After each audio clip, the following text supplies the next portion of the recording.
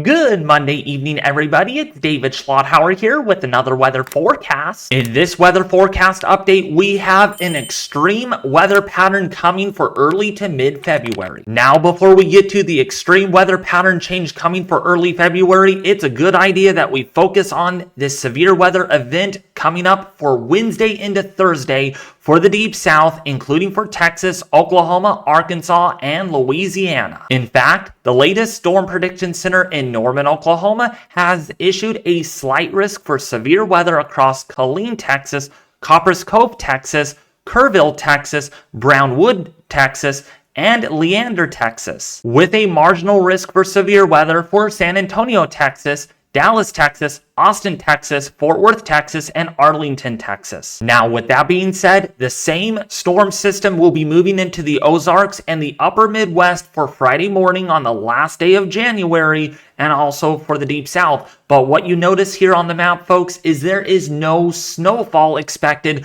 with this winter storm whatsoever, and instead it's going to be rain on top of snow, and that will lead to a lot of problems such as ice jamming issues on rivers, creeks, and streams, including the risk for exacerbated flooding in certain areas, because rain on top of snow will lead to enhanced melting. But at the same time, this extreme weather pattern change will trigger two big snowstorms across the Northeast and also for the Pacific Northwest. And let's start off looking at the Northeast over here, where there is going to be moderate to heavy snowfall across New England as well as upstate New York, stretching across Detroit, Michigan, northern Indiana, and Ohio. But it's not just that. The Pacific Northwest is going to be dealing with some heavy rainfall, strong winds, and also some very heavy mountain snowfall across the northern Cascades here of Oregon, Washington, Idaho, and Montana. This is looking pretty serious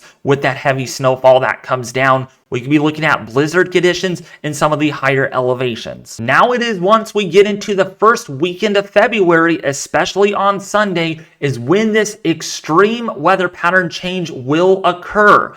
Okay, the pattern's going to become more zonal across the United States, but that means lots of Arctic air will be piled up here across Canada, the northern tier of the United States, and the Pacific Northwest. And what that's going to do is it's going to trigger these snowstorms that go across the Pacific Northwest. They go across the northern plains into the Great Lakes and then eventually out across the Northeast. And you could see a great example of that here for early Monday morning with another snowstorm brushing across the Great Lakes into the Northeast. Now, as far as those snowfall totals are concerned, they are looking pretty significant here across the Great Lakes and the Northeast. And then, of course, across the Intermountain West, especially for the Pacific Northwest, we're looking at anywhere between about a foot to a few feet of snowfall, whereas the Northeast is expected to see between 12 to 18 inches of snow. But most of this is going to be dominated by a lot of rainfall for the Southeast and also for the Deep South here. As you can see over the Ozarks, could see anywhere between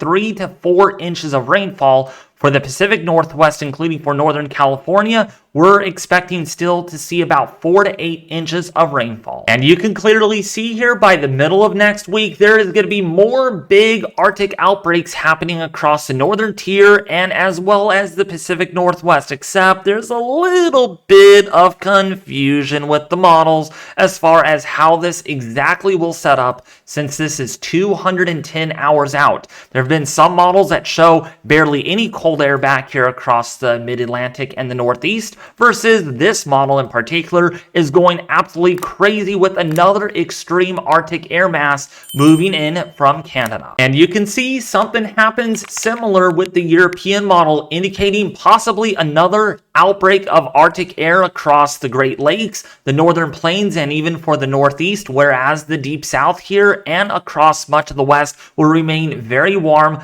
with well above average temperatures, except for the Pacific Northwest here could get some extreme snowfall totals, blizzard conditions, and some strong and colder temperatures. So now with that being said, what about our temperature anomalies over the next 2 weeks here on our GEFS ensemble forecast? So what we see here is orange and red colors, which indicate temperatures that will be above average across the area, versus blue and green colors indicate temperatures well below average. So these are your temperature anomalies, departure from your climatological normals. So going forward here, we can see that there's going to be a big warm up. That's what we're seeing already. Some areas in Iowa today reached the low to mid 40s and even upper 40s, way warmer than it was just like, say, 5 or 6 days ago.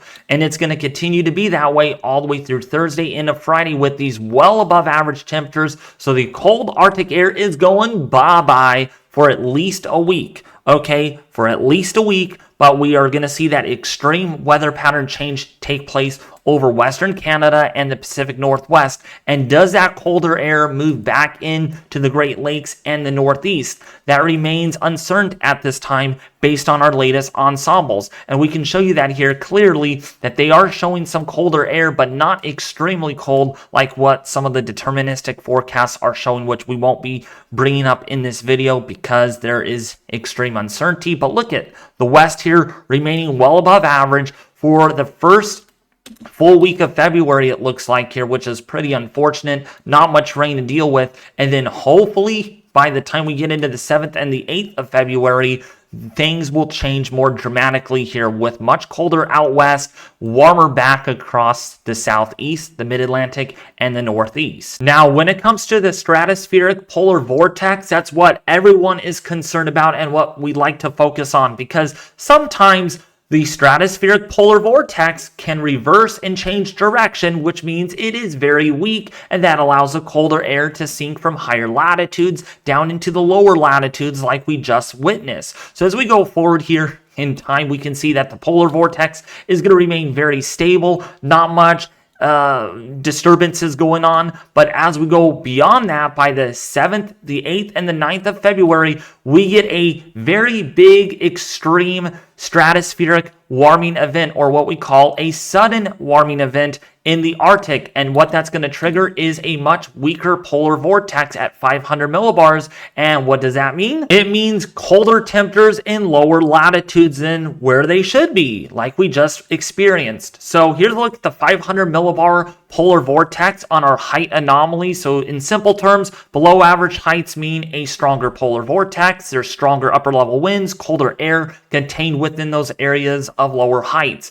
So going forward in time here, we can see what we have going on here. We have more troughs, more colder air positioned up here. Even in Siberia, we have some colder air. But watch what happens by the time we go into the later part of February. Notice how the heights up here get above average. That means, well, it's going to be warmer up here in the Arctic, and, well, the colder air is going to just sink into lower latitudes like we see here. So in Siberia, over England, as well as in the northern Atlantic into the U.S., one of those blobs of cooler air move into our area, and this is going to trigger some big time extremes in our weather pattern. And for reference, this is the United States right here. This is pretty much New England. We got Greenland up over here. This is pretty much Siberia way over here, pretty much. So this is what we're seeing, and there is Alaska, and there is the North Pole. So hopefully you all were able to read this map just fine. Now, if you found this video really helpful, detailed, and informative,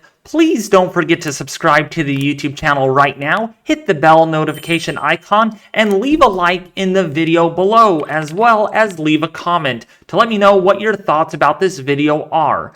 As always, I'll be back with you more tomorrow with another detailed update on our weather pattern.